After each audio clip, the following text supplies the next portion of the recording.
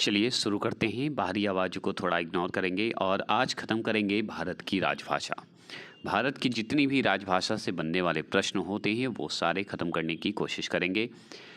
बात ध्यान रखिएगा, थोड़ी बाहरी आवाज़ आते रहेंगे लेकिन उसे आप इग्नोर करके मेरी बातों को ध्यान से सुनिएगा। और जितना हो सके राजभाषा से क्वेश्चन बन सकता है वो मैं करवा देता हूँ जो इम्पोर्टेंट है। ठीक है, फालतू इसमें क्वेश्चन आपको नहीं देखने को मिलेगा, ये जान लीजिए। तो चलिए इसमें देखते हैं पहला क्वेश्चन से कि भारतीय संविधान की कौन सी अनुसूची में राज्य भाषा का जो है भाषाओं का उल्लेख होता है। तो 8वीं अनुसूची में इसकी बात करते हैं, जो कि सब लोग जानते हैं कि 8वीं अनुसूची में राजभाषाओं का उल्लेख किया गया है। अगर आपसे पूछे संविधान की 8वीं अनुसूची में सम्मिलित जो भाषाओं की संख्या कितनी है, तो 22 है, जो कि हम 8वीं अनुसूची के तहत जानते हैं कितने भाषा हैं, तो 22 भाषा हैं, आप जानते हैं। इस क्वेश्चन को देखिए कि भारतीय संविधान के किन अनुच्छेद में राजभाषा संबंधी प्रावधानों का उल्लेख किया गया है। तो अनुच्छेद जो है याद रखिएगा 343 से लेके याद रखिएगा 351 तक किया गया है, मतलब 351 से याद रखिएगा 343 से लेके 351 तक किया गया है, जो कि सिर्फ राजभाषा संबंधी बातें कही गई है। अगर पूछे आपसे कि भारत की राजभाषा क्या है, तो हिंदी है हमारा, हम जानते हैं। हमारी मातृभाषा भी जो अलग अलग है सबका, लेकिन राजभाषा हिंदी है, याद रखिएगा। अगर आपसे पूछे भारतीय संघ की आधिकारिक भाषा के रूप में संविधान द्वारा किसे मान्यता प्राप्त है, तो हिंदी को मान्यता प्राप्त है। तो अगर आपसे पूछे कि भारतीय संघ की आधिकारिक भाषा के रूप में किसे जाना जाता है, तो हिंदी को जाना जाता है, क्योंकि हिंदी ही मान्यता प्राप्त किया हुआ है। संविधान के किस अनुच्छेद के तहत हिंदी की राजभाषा के रूप में दर्जा प्रदान है, तो अनुच्छेद 343 आई में रखा गया है, याद रखिएगा। तो आर्टिकल 343 आई में क्या हुआ है कि राजभाषा के रूप में हिंदी की राजभाषा के रूप में दर्जा दिया गया है, ये ध्यान रखिएगा। आपसे आगे पूछेगा कि किसी भाषा को किसी राज्य की राजभाषा के रूप में अंगीकरण करने का अधिकार किसे है, तो राज्य का विधानमंडल का है। राज्य के विधानमंडल का क्या है, ये काम है कि ये जो राजभाषा का राज्य का जो भाषा है उसका अंगीकरण करे।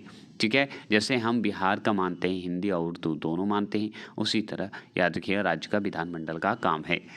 संविधान की 8वीं अनुसूची में सम्मिलित भाषाओं में कौन सी भाषा जो है बोलने वाले सर्वाधिक हैं, तो बांग्ला जो भाषा है वो सबसे ज़्यादा बोला जाता है, जो कि सर्वाधिक है 8वीं अनुसूची के तहत।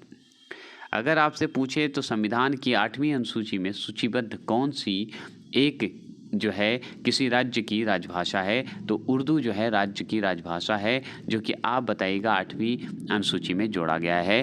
क्यों जोड़ा गया है, तो ये याद रखिएगा जम्मू कश्मीर में उर्दू बोला जाता है, याद रखिएगा। किस राज्य ने उर्दू को राज्यकाल की भाषा के रूप में अंगीकार किया है, तो जम्मू कश्मीर किया है, जो कि मैंने बता चुका हूँ, जम्मू कश्मीर किया है। ठीक है, आगे चलेंगे, टेबल लास्ट में दिखाएंगे। ठीक है, आगे आपसे पूछे तो डोगरी भाषा जो है किस राज्य में बोली जाती है, तो जम्मू कश्मीर में ही बोली जाती है। डोगरी क्या बोली जाती है, डोगरी जो है जम्मू कश्मीर में बोली जाती है, याद रखेंगे। उर्दू भाषा भी आप जानते हैं। भारत के किस राज्य में उर्दू को प्रथम राजभाषा के रूप में दर्जा मिला है, तो जम्मू कश्मीर में मिला है। आप क्लियर हो गया उर्दू से। अगर आपसे पूछे भारतीय राज्य जो है नागालैंड का आधिकारिक भाषा अगर पूछे तो अंग्रेजी है। नागालैंड का याद रखिएगा जो है भाषा जो है अंग्रेजी है एकदम आधिकारिक रूप से। सिंधी भाषा को किस संवैधानिक संशोधन द्वारा संविधान की 8वीं अनुसूची में जोड़ा गया था, तो 21वें संविधान संशोधन के तहत क्या किया गया था कि सिंधी एक भाषा है, उसे जोड़ा गया था 8वीं अनुसूची में। ठीक है, अगर आपसे पूछे भारतीय संविधान के किस अनुच्छेद में 344, ठीक है 344 टोटल कितने मतलब भाषा का अनुच्छेद है, तो 343 से लेके 351 तक है ना, 51 तक है। तो उसमें 344 के अंतर्गत प्रथम भाषा जो है राजभाषा आयोग का गठन कब हुआ था, तो 1955 में हुआ था, याद रखिएगा। तो अगर आपसे पूछे 1955 में क्या हुआ था, तो आर्टिकल 344 के तहत क्या हुआ था, प्रथम राजभाषा आयोग का गठन किया गया था। 1955 ईस्वी में गठित राजभाषा आयोग के प्रथम अध्यक्ष कौन थे, तो बीजी खेर का नाम आता है, वीजी खेर जी का नाम आता है। ठीक है। तो बीजी खेर जी का नाम आता है क्योंकि 1955 में जो गठित हुआ था राजभाषा आयोग का गठन, वह याद रखिएगा बीजी खेर ने किए थे, जो कि आर्टिकल 344 के तहत इसको रखा गया है, मतलब अनुच्छेद 344 के तहत। देखिए, भारतीय संविधान के किस अनुच्छेद के तहत प्रथम राजकीय भाषा आयोग का गठन हुआ? तो याद रखिए 344 के तहत हुआ था।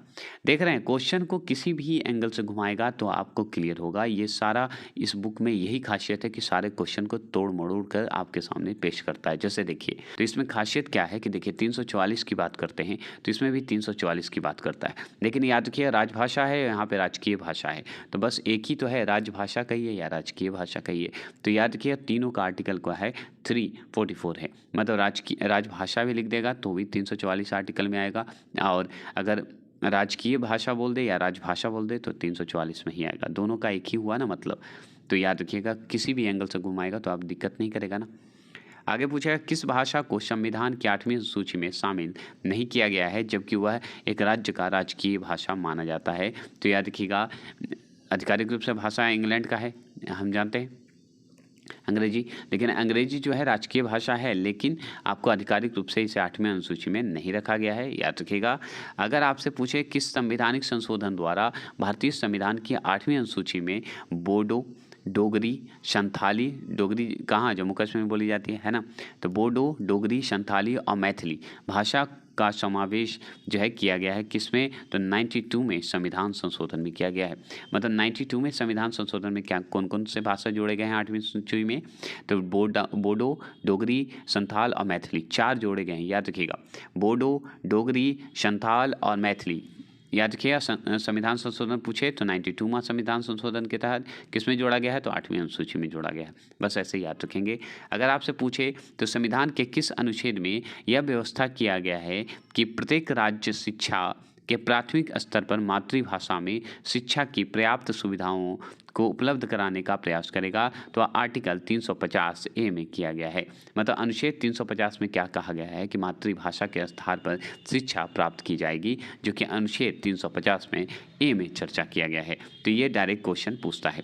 अब चलिए थोड़ा सा मैं बता दूं कि भारतीय संविधान में वर्णित राजभाषा जो हैं कितने हैं, तो 22 हैं, जिसको 8वीं अनुसूची के तहत रखा गया है। कौन कौन है, तो याद रखिएगा हिंदी, बांग्ला, आसामी, याद रखिएगा गुजराती, कन्नड़, कश्मीरी, मराठी, कोंकण, मलयालम, मणिपुरी, नेपाली मतलब उड़िया याद रखिएगा, पंजाबी, संस्कृत, सिंधी, तमिल, तेलुगु, उर्दू, संथाली, डोगरी, बोडो, मैथिली। और देखिए डोगरो, संथाली, बोडो, मैथिली, ये जो आपका हुआ था 4 जो हुए थे, ये जो है 92 में संविधान संशोधन के तहत हुआ था, याद रखिएगा। ये डायरेक्ट क्वेश्चन पूछता है आपसे, ठीक है। सिंधिया भाषा जो आया था ये आप जानते हैं किसमें जोड़ा गया था, किसमें संविधान संशोधन के तहत इसका नाम आता है, जो कि आप देखे होंगे ऊपर, है ना, जो कि मैंने बताया था 21वें संविधान संशोधन के तहत कौन सी भाषा जोड़ी गई है। तो चलिए दिखा देते हैं यहाँ पे, कहाँ गया भाई जी, कहाँ गए आप, 21वें संविधान के साथ सिंधिया भाषा। क्लियर। तो आज के लिए इतना ही रखते हैं, इससे ज़्यादा क्वेश्चन भाषा से नहीं बनेगा, अगर बनेगा तो इससे ही क्वेश्चन बनेगा, ये समझ लीजिए। तो कितना भी घुमाएगा तो आप टिक लगा दीजिएगा ना, यस या नो का जवाब दीजिए। हौसला बनता है तो अच्छा लगता है, तो प्लीज़ सब्सक्राइब लाइक करना ना भूलेंगे। जय हिंद, जय भारत।